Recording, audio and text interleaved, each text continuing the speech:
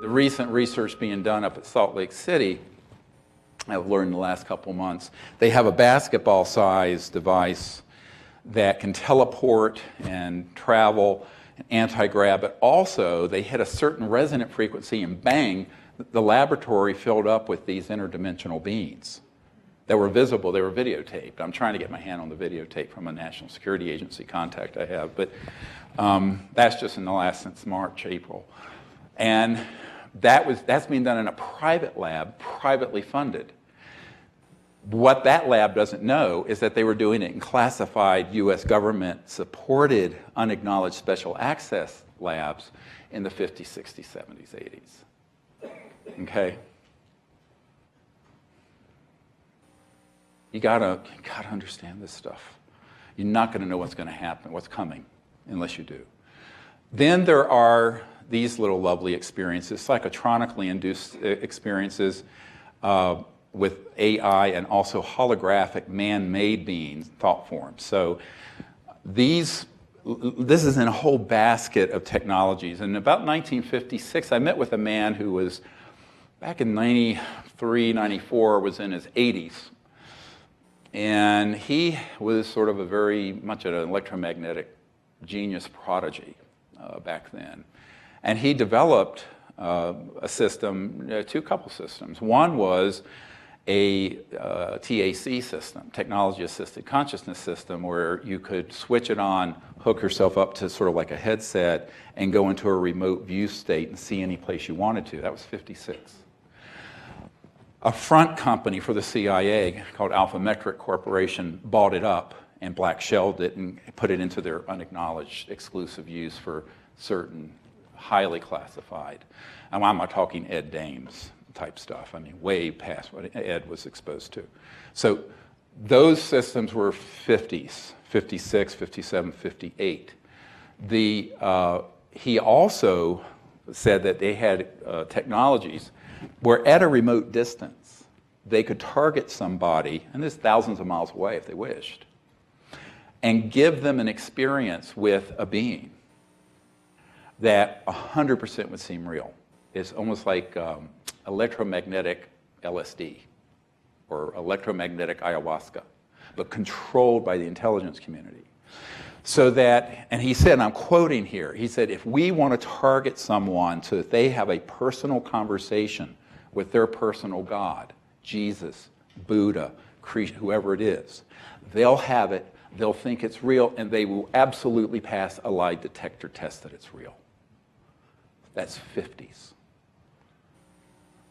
60-some years ago. You got to get your mind around that in order to understand people with the intent to deceive have in their collection of tools extraordinary sciences and technologies that are classified. Now, if I had heard this stuff from one person with credentials, I would have questioned it, but it's from dozens and dozens and dozens of people who've been in these companies and in these agencies. A lot of the really high-end work of that is being done in we'll go through a list, E-Systems, Raytheon, EG&G, et cetera, and so on. So that's what you have to understand. And, you know, and the comical term that's used at the CIA by the people I know there currently is WSFM, weird science and frickin' magic. But at Lockheed Martin, at Northrop Grumman, they just call it PFM, pure effing magic. That's what the engineers call it. It just absolutely looks like magic. So that is what we're dealing with. Now let's go to the next slide. And we're going to get into more detail.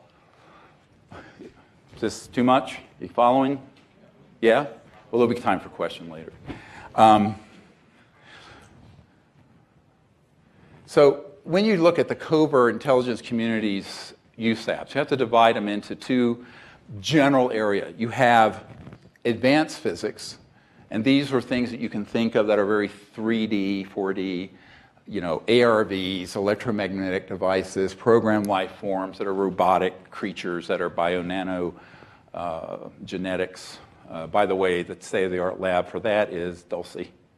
Cannot get to it by being anywhere near Dulce. There's a connector from Los Alamos. underground and also some other UGVs. We'll get into that in a moment, where the underground system is connected. But these are the ones that are really where the action is, trans-dimensional physics, both passive and active. Now, the reason I divide these into passive and active systems is that the passive systems are for intelligence gathering and spycraft. The active systems are for disruption and staging things. Does that make sense? So as we look at these passive systems, you're looking at the sort of things that if you were to develop electromagnetic interdimensional spycraft, and it's way past PRISM or the Monroe Institute. When I say way past, way past. PRISM was the Snowden revealed NSA eavesdropping thing. Those are using electromagnetic linear. And these are systems that, as I mentioned, have electromagnetic assisted remote viewing into the conscious realm. And those allow spycraft to take place free of any tap or electromagnetic monitoring of telecommunication, what's called signals intelligence. Not necessary. And this is why everyone who works with me, when they first start working with me, they go, oh, we need to send everything encrypted, and we need this, and I said, don't bother. By the time the thought has left your cerebral cortex, it's been grabbed by these technologies. Now, one of my military advisors for many years was a naval commander, and he, back when the White Oaks Naval Facility was operative, it's closed now in Maryland, he saw a device that was called a white noise space-time electromagnetic extraction system. And what that was is that it was a device that could target anywhere, any volume of space, say the volume in this room, and say the device is there near Bethesda in Maryland. They could target the volume of this room and monitor anything going on now or that happened here last night, 100 years ago, 1,000 years ago, 1,000,000 years ago, 1,000,000,000 years ago. It's called the white noise of space-time. The mystics call it the Akashic record. So encoded within the fabric of space-time is everything that has ever happened is still there as a standing energy waveform that can be extracted by this system. And that was in the 70s, and it had been fully operational long before he got there. Called the white noise space-time extraction. Okay, do you understand what that is? So yeah, so it can target it, but it's actually pulling events and information and intelligence out of the structure of space-time and can target any volume anywhere. So this is why I say, you know, Snowden, I told his lawyers, don't, he made a very big mistake disclosing lame stuff like PRISM and the conventional NSA fiber optic going into Google and Facebook. The big action is this stuff. And that's why anyone who wants to work with me, I say, forget about encryption. Forget about secrecy. Ain't going to work, because if you had $1 trillion, you couldn't frustrate these systems. Now, and then there are others that have been developed or they're trying to develop, so-called Project Red Light. That's based on studying extraterrestrial communication devices that can also look into the future or get a sense of future events.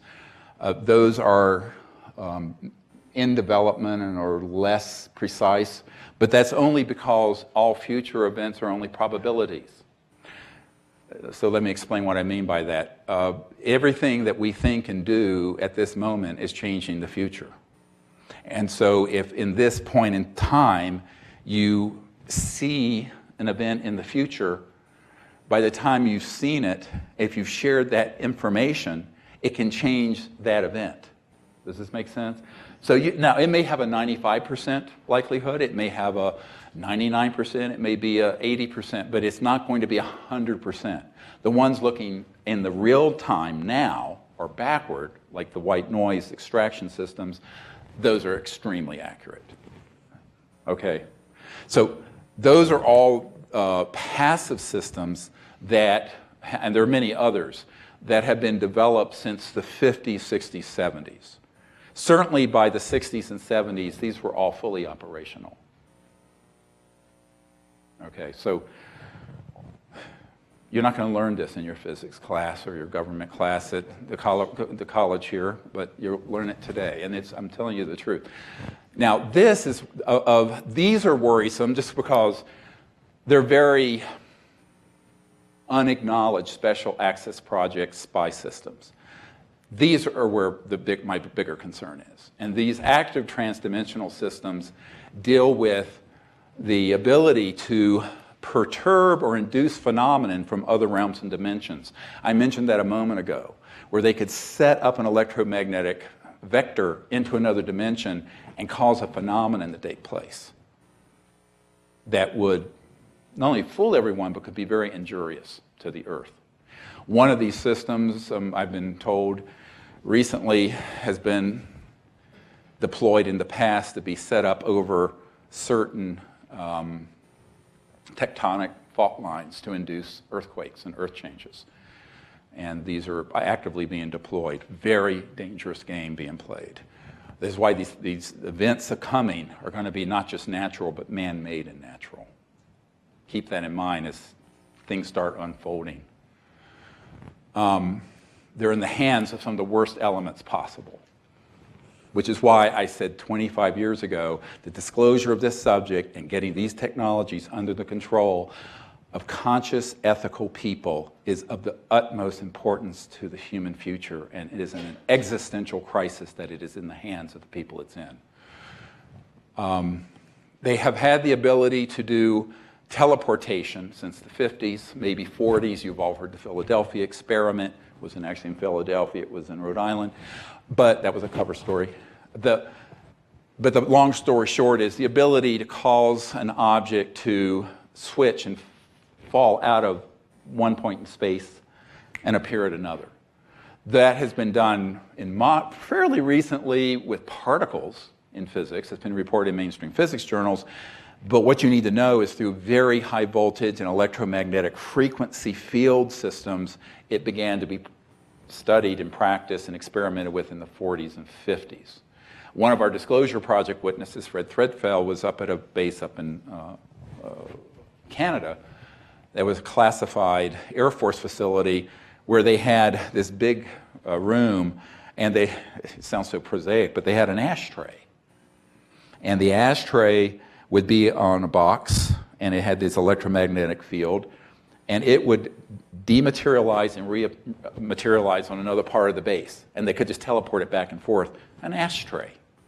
That was in 1953. So these sort of sciences, trans-dimensional physics and sciences, have been developed over the last 60, 70 years. At this point in 2018, they're extraordinarily well developed in the classified world, and they can stage pretty much anything they want, which is what they're doing. It also means they can materialize and dematerialize objects.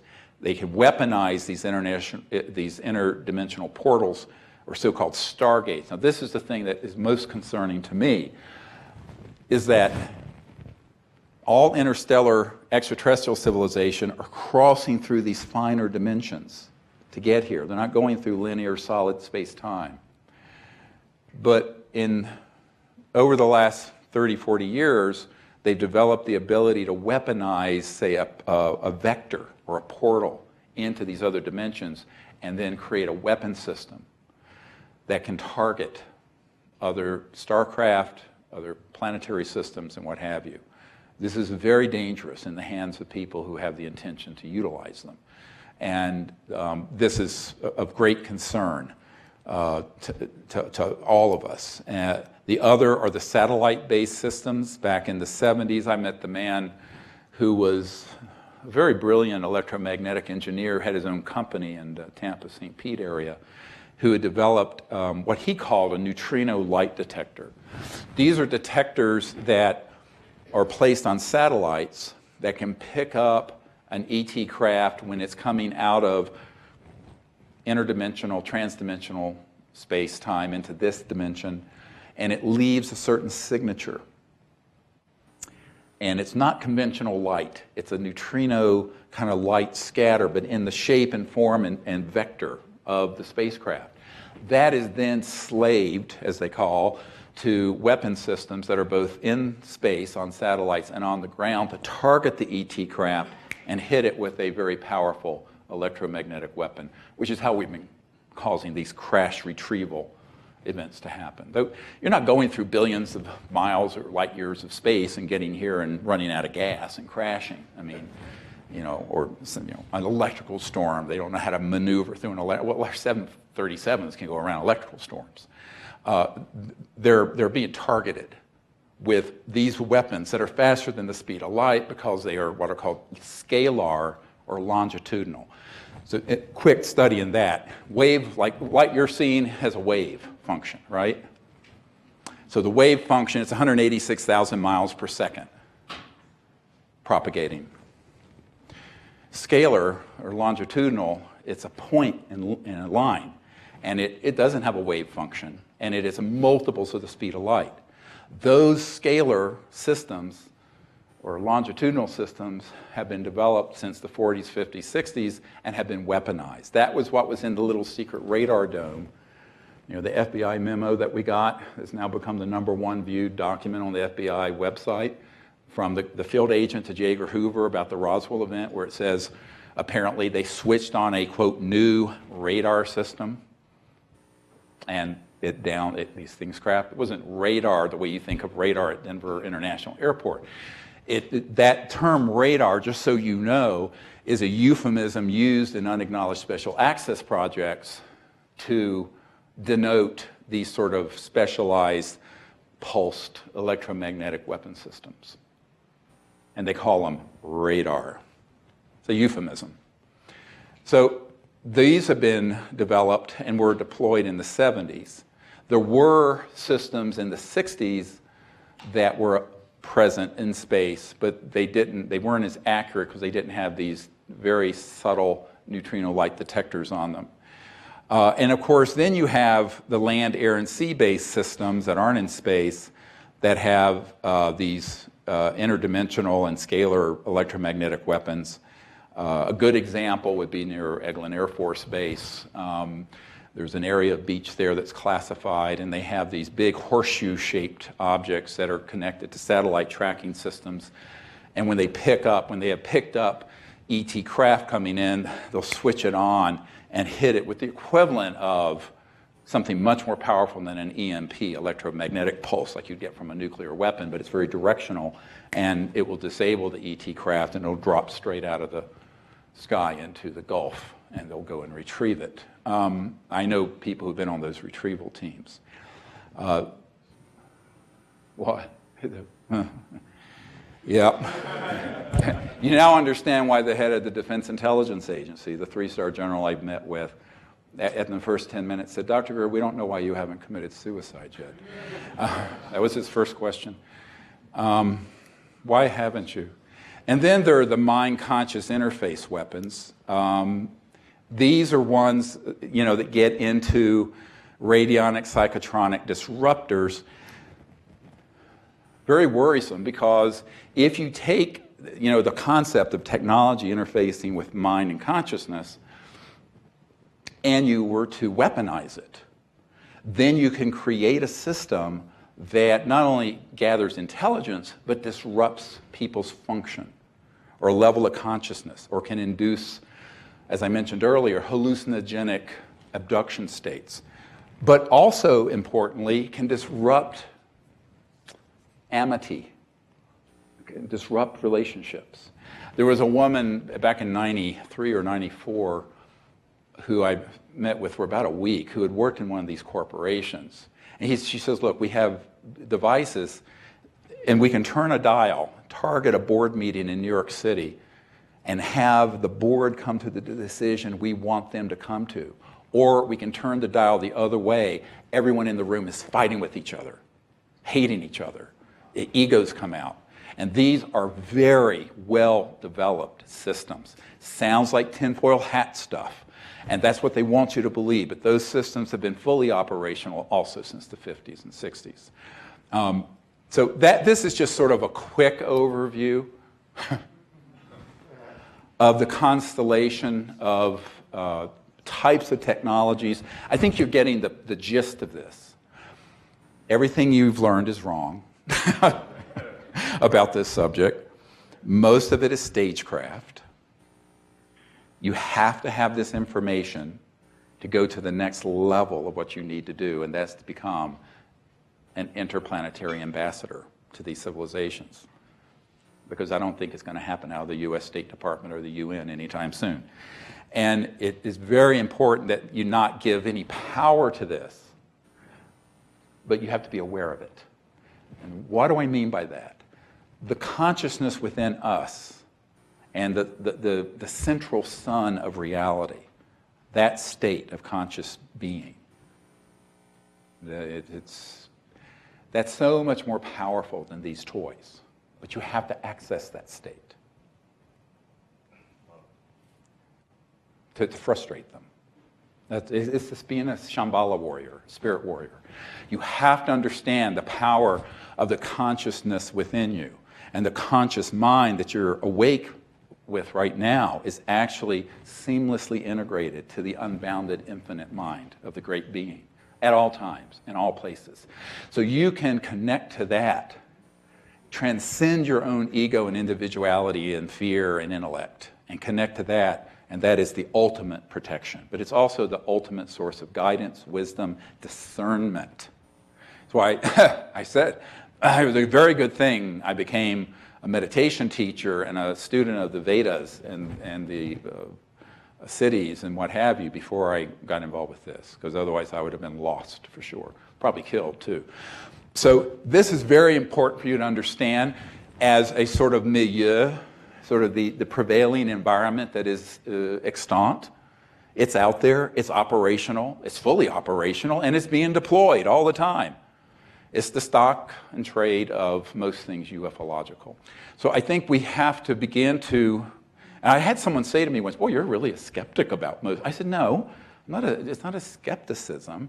It's about knowledge. I've known all of this since the early and mid-90s. Terrible. Well, and of course, what do you do when you're meeting with a politician? And I had dinner night before last before I flew out here with one of the main editor of Politico and a former ambassador under Bill Clinton and some people in D.C. I have a home in D.C. and I meet with a lot of these kind of folks. And you're trying to bring them up to ET and UFO 101, that they even exist.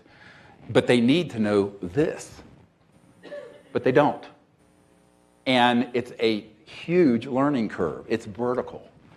And all of us have got to go through this learning curve very quickly so we don't get fooled again.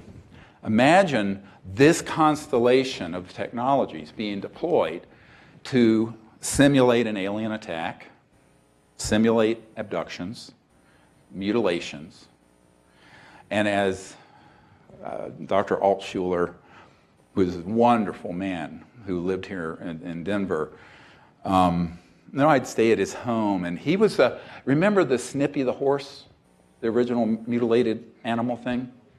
That was him. That was the doctor who researched that in the late 68 or something.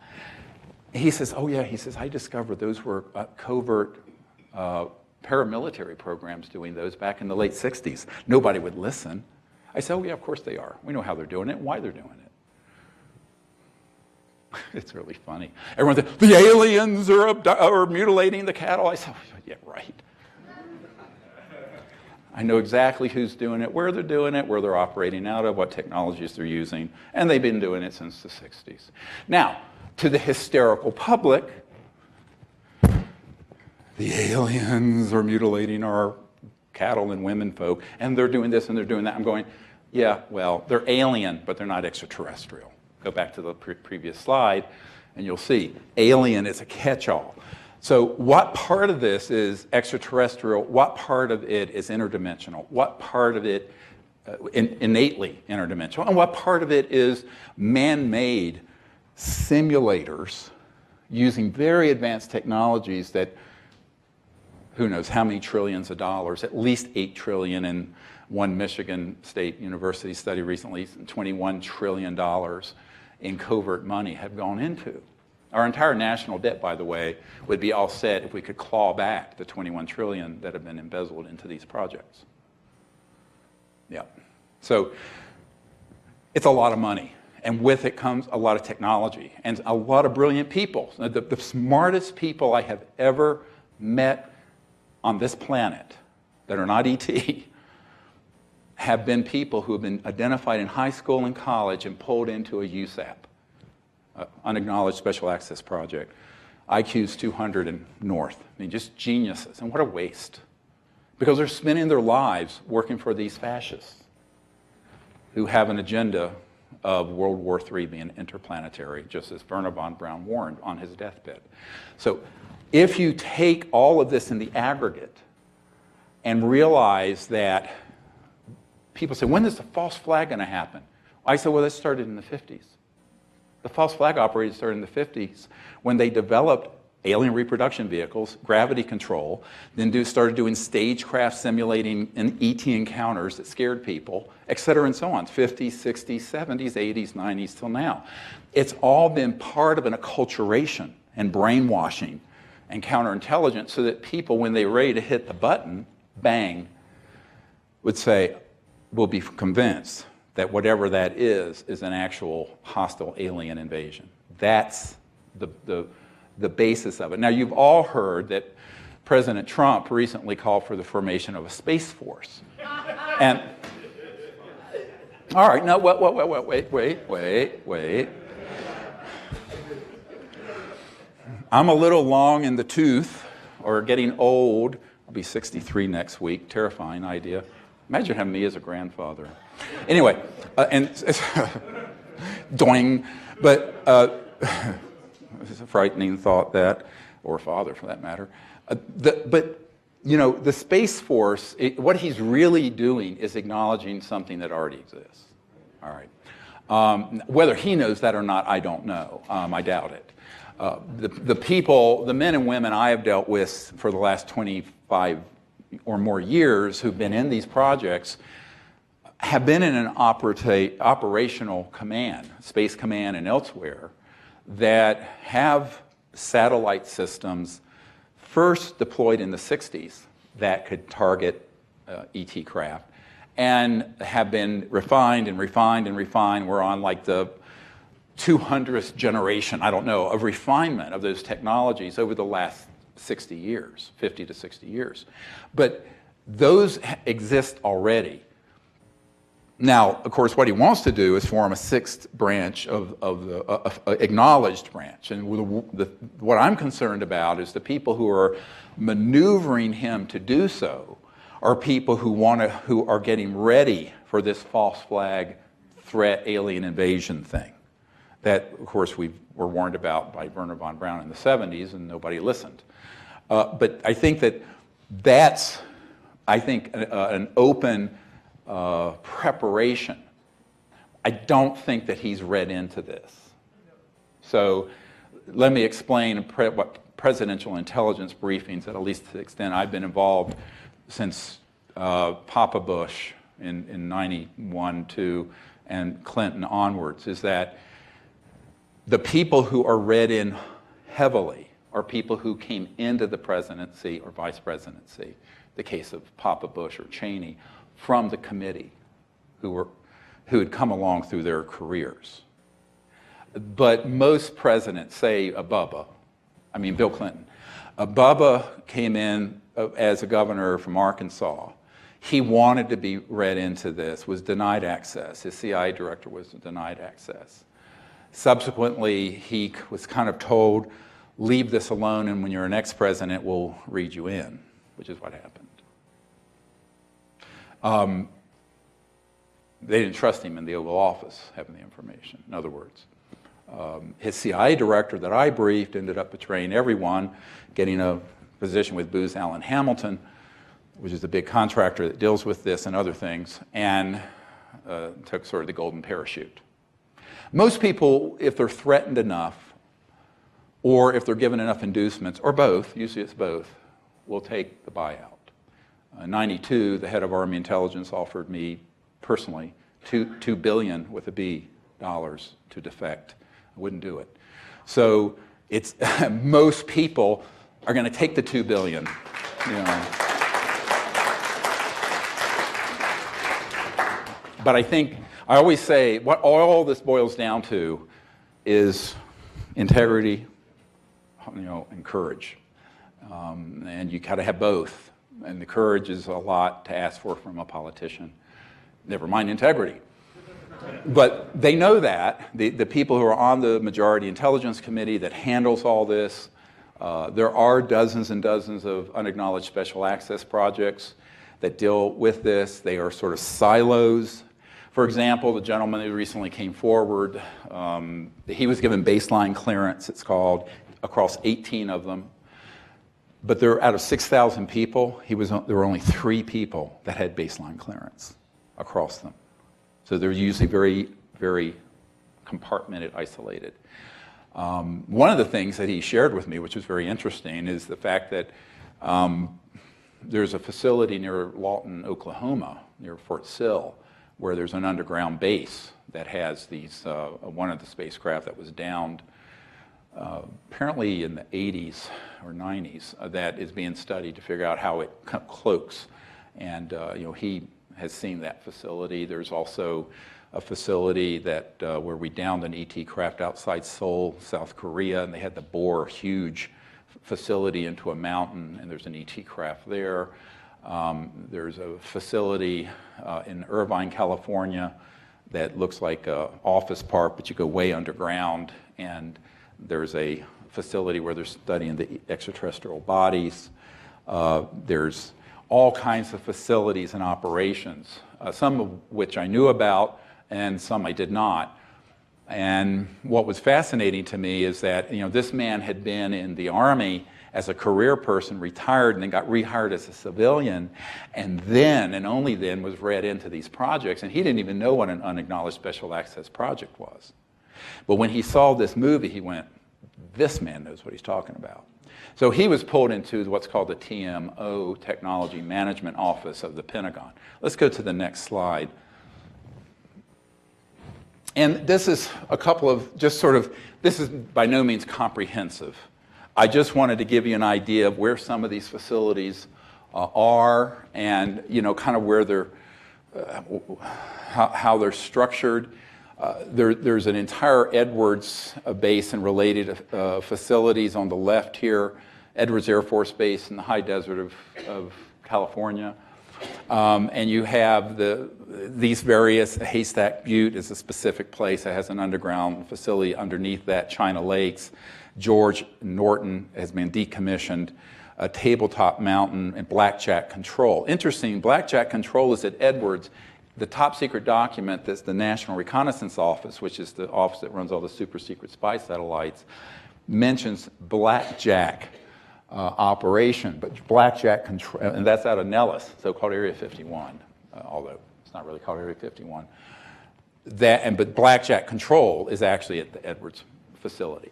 Now, what you need to know is that you can go into an underground connector at Edwards, and I know people who have done this in their jobs, connect to an underground tunneling system and surface at Nellis. All right? So Bing.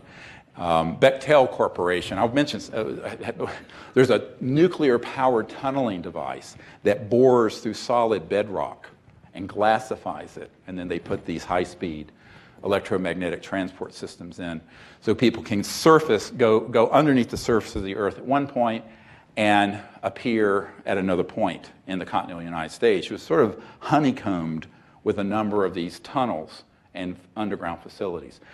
One thing to keep in mind, nothing that is mission critical is on the surface of the Earth. It is either underground or in space.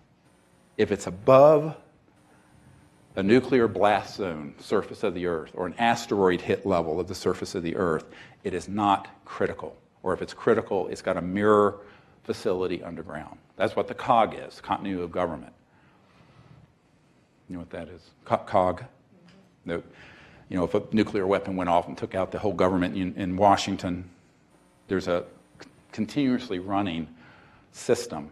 It used to be in Mount Weather, and it's near there now.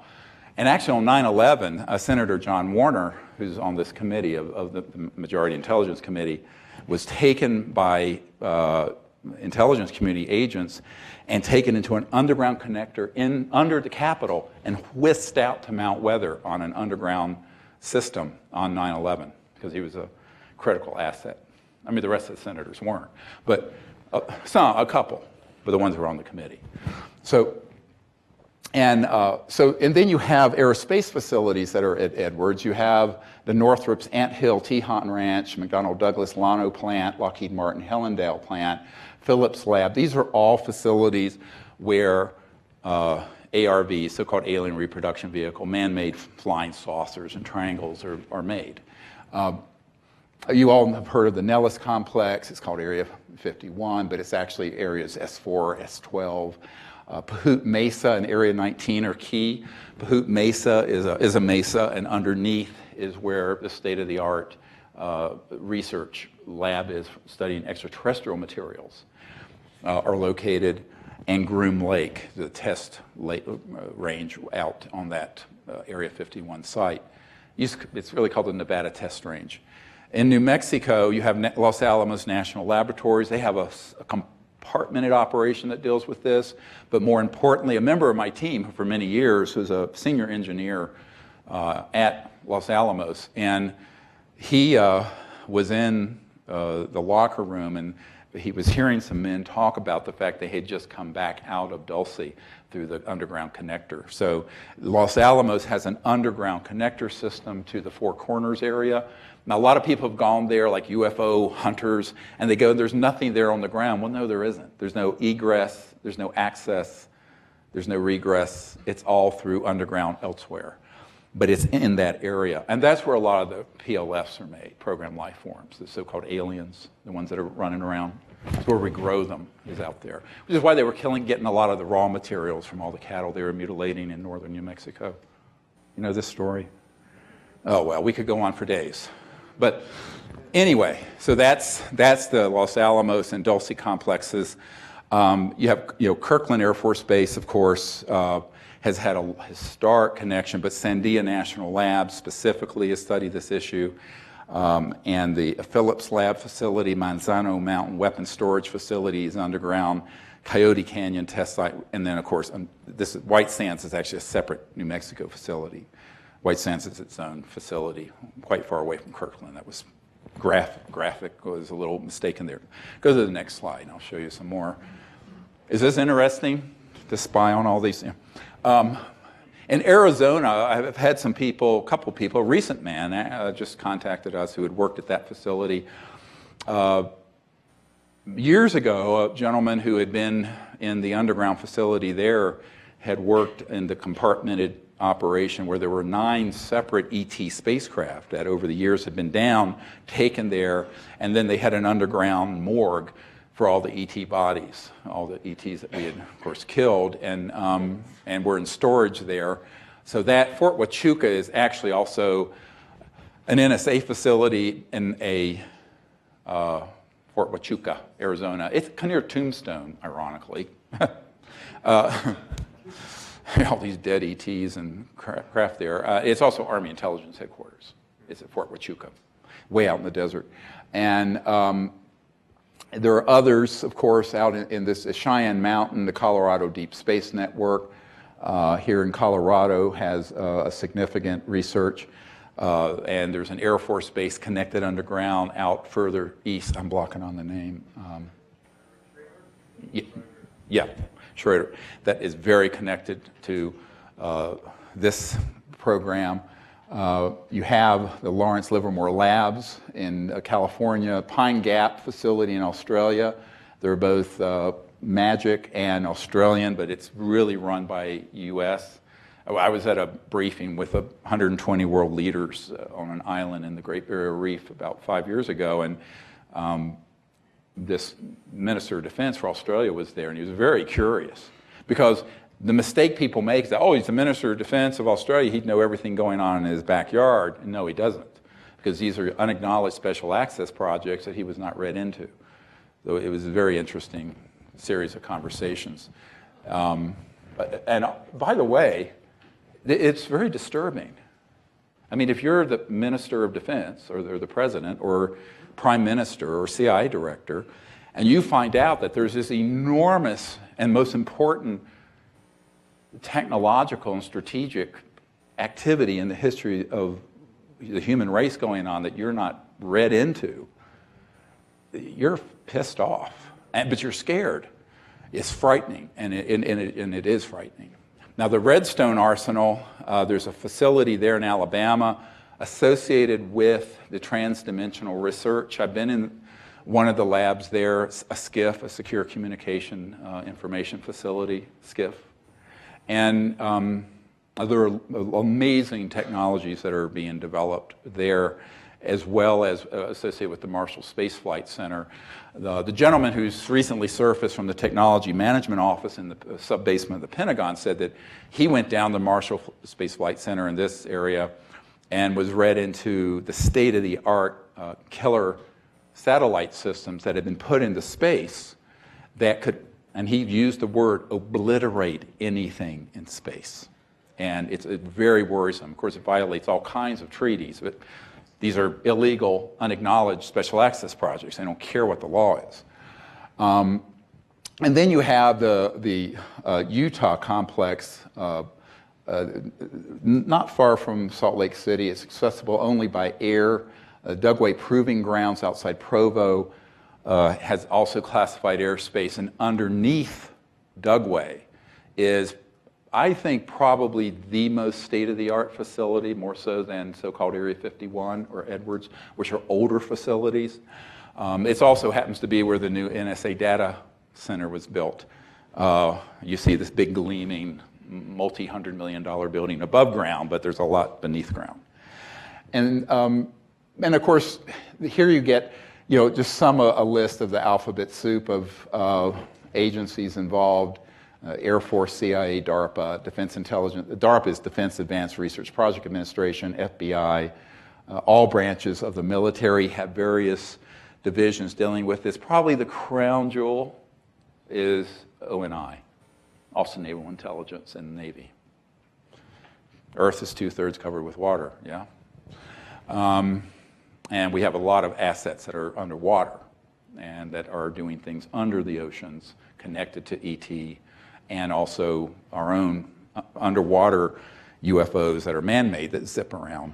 NASA has a very compartmented division that deals with this, and the National Reconnaissance Office I mentioned before, they are tasked with all the top secret satellites, but the compartment that deals with this issue would also have the killer satellites and ones with the neutrino light detectors and the weapon systems on them. Of course, the National Security Agency has some compartmented operations dealing with this, and the various space commands, which have now, of course, Trump's calling for the Space Force. The Technology Management Office in the sub-basement of the Pentagon's been around for a long time. It's way deep underneath the Pentagon. It's an unacknowledged area. There's a facility here in Irvine near I-5 and Forest Lakes Boulevard. It looks like an office park, and that's where there's a big underground research facility for the ET bodies. And I mentioned this underground base near Fort Sill, Oklahoma, where there's an ET craft being studied for its cloaking or materialization, dematerialization abilities. And then I mentioned before Seoul, South Korea. The Research Triangle Park in North Carolina has an Army Science Research Center there, Dr. Rayburn Scott and others. What's interesting about that is that, people don't realize that the Research Triangle Park, North Carolina, is the highest number of PhDs anywhere in the world. And there are a lot of classified facilities in that area, in my home state. And I mentioned the NRO neutrino lights, and there are many others. So one of the things that I try to, as I go through all of that, and you get your minds around it, is is to understand that it's decentralized, it's compartmented, but it's also very scattered into different fiefdoms. So you have a naval fiefdom, and you have an Air Force fiefdom, you have a CIA, and they don't always get along at all right? And then you have, let's go to the next slide, the corporate fiefdoms, sort of feudal warlords. And this is where you get into, of course, a whole lot of companies that you've heard of, some you may not have. BAE Systems, this is British, but they are very involved. BDM Corporation, Bechtel does a lot of the underground basin contracting for these facilities, construction. I actually have met Stephen Bechtel years ago. Booz Allen Hamilton, that's who the contractor was that Snowden worked for, that, you know, and then CIA Director Woolsey that I had briefed ended up becoming counsel for, but they are very involved in the ET research area. Boeing has a compartmented operation. EG&G, which has a plant on the edge of the Nellis Range. They do a lot of in fact, the early anti-gravity craft that we built that were man-made were EG&G. This one. E-Systems, which is now part of Raytheon.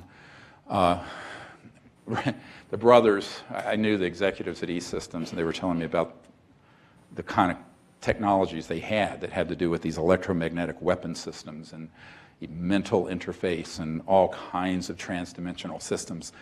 And the two brothers that had founded E-Systems were not getting along, and so rather than let that split apart and have the box open up to the public, Raytheon bought them. Lockheed Martin, they have various facilities, including in the Denver Research Center here, has a component that deals with the extraterrestrial research. It's compartmented. McDonnell Douglas has become part of Boeing. MITRE Corporation, North American Rockwell, Northrop, Phillips Lab, Raytheon, TRW, and many others. All these corporations have a piece of the pie, and they get, for example, I know a man who was an auditor for the U.S. government looking into Northrop Grumman's books, and there was a huge amount of unaccounted for spending. And he was told, this is a need-to-know basis. You don't have a need-to-know, so he basically just rubber-stamped the accounting. So what happens is that the money is run a little bit like a mafia. Now, not on this list, and it could be another list, are affiliated criminal enterprises. Okay, call them ACEs. They're just affiliated criminal enterprises. And these ACEs are ones that deal with the movement of drugs around the world, weapons, arms merchants, things of this sort, so weapons of mass destruction, things like this. That's real. It's not a conspiracy theory.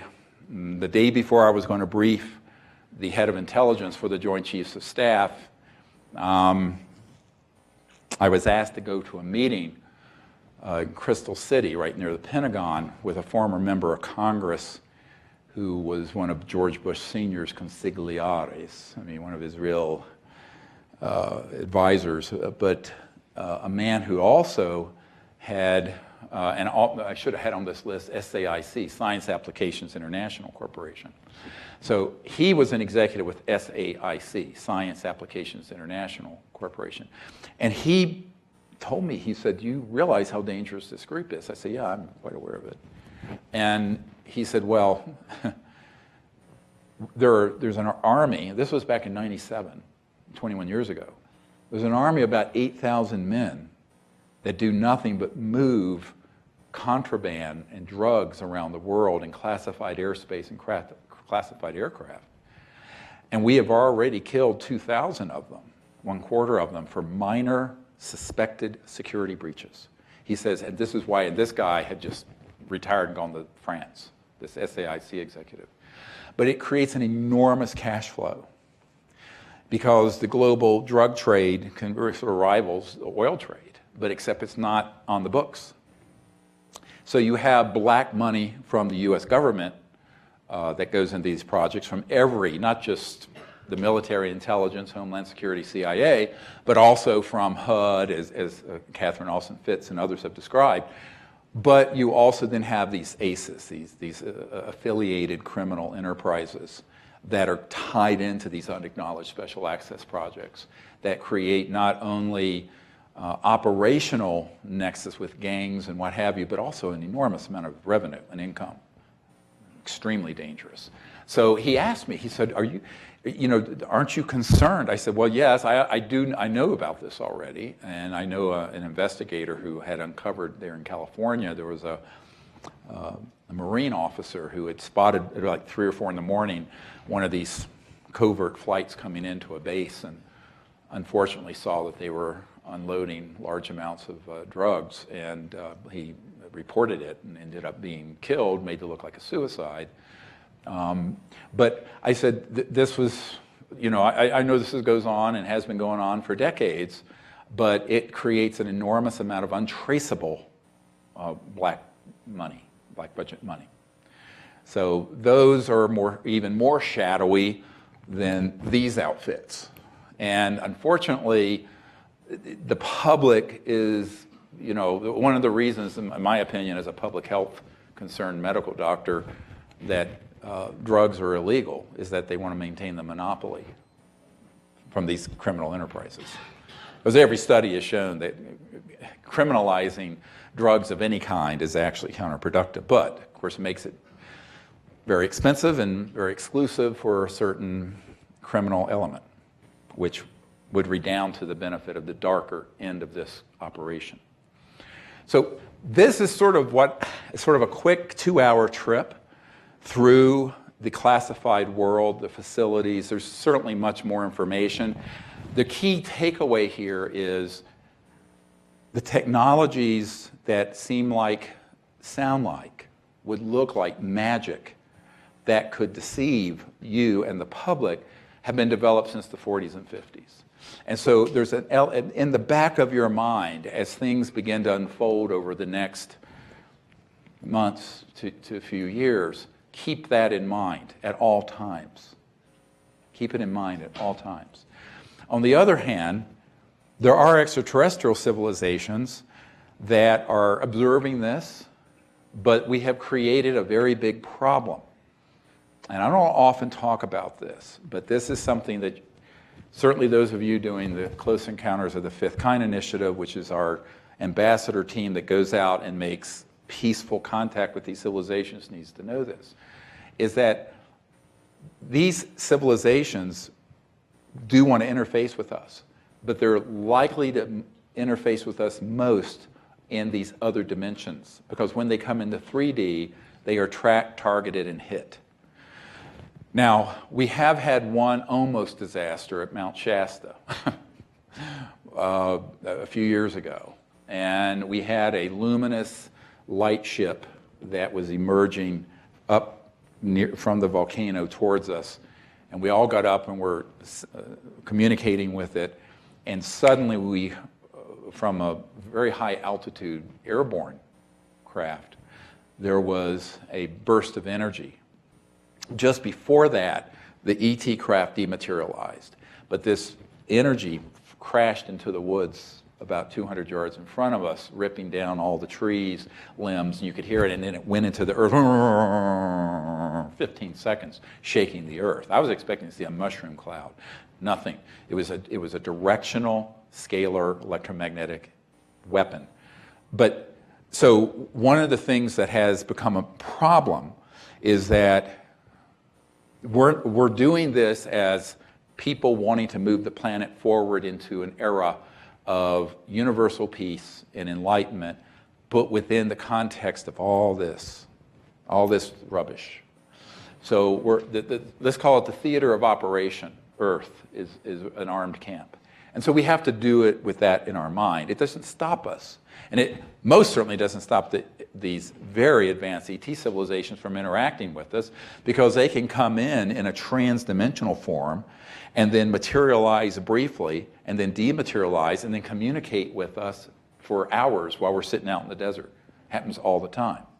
Every single week we go out anywhere. Amazing, but it ain't what you think. It's very advanced consciousness and also physics going on. And we'll have electromagnetic devices out there that we start, and we have cameras. You may have seen from the webinar last month that we did in Arizona of this ET being that appeared in our circle in Arizona about this time last year, and we have a great photograph of it. And all that was seen with the naked eye was a burst of sort of a red sphere. But a camera was open, the lens was open. And here is this ET, sort of triangular shaped head, large, sort of a tunic on the chest, and appeared next to this man, an older gentleman who had had a permanent hearing loss for many years. And he continued to have contact with that ET all throughout the night. And the next morning he came crying into the session and said, "My hearing is totally normal." And it is still. So we have amazing experiences with these ETs that are actually very compassionate and very enlightened and really incredible civilizations. They get a bad rap because of what I call alienism, which is that slide where I showed all the things that are thought of as alien that are being man-made or not ET or other dimensions. But I tell people, if you enter into this state of consciousness, a deep meditative state, and connect to the great consciousness, the cosmic mind, there is such protection there, and there's such clarity there. And if your intent and your heart is, I hate to use the word pure, but if you have a clear and pure intent of why you're there, these civilizations will contact you.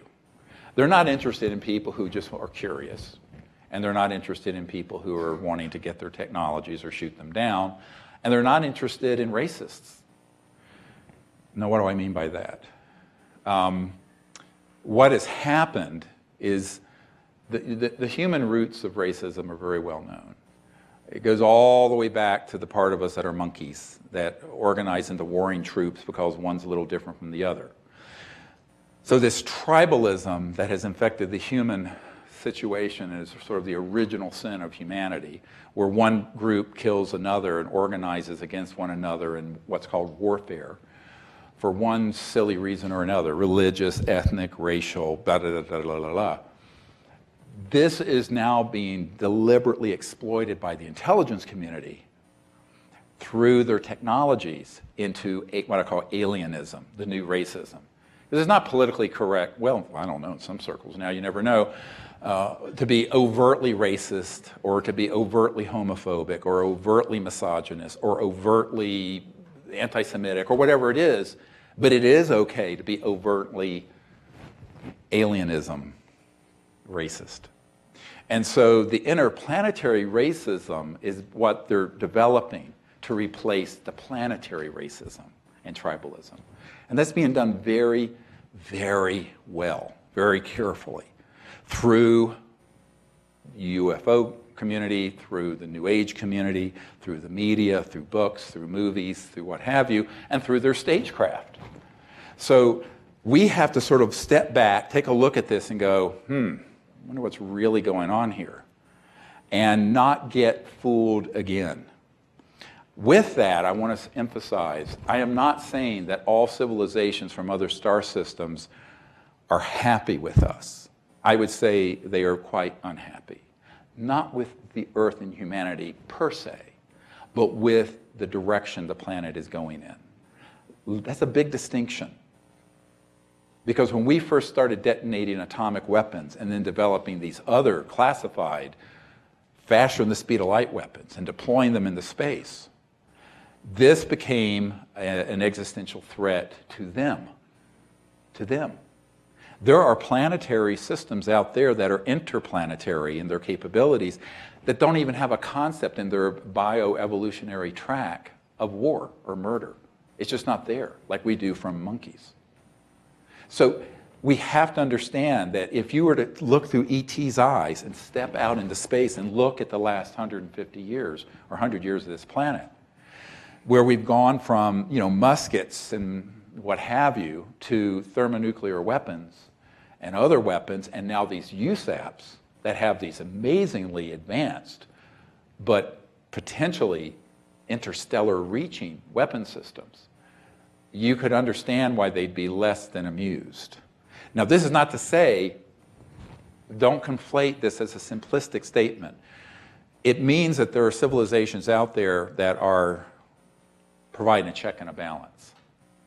And also, they have a plan, another whole plan that's called Plan B.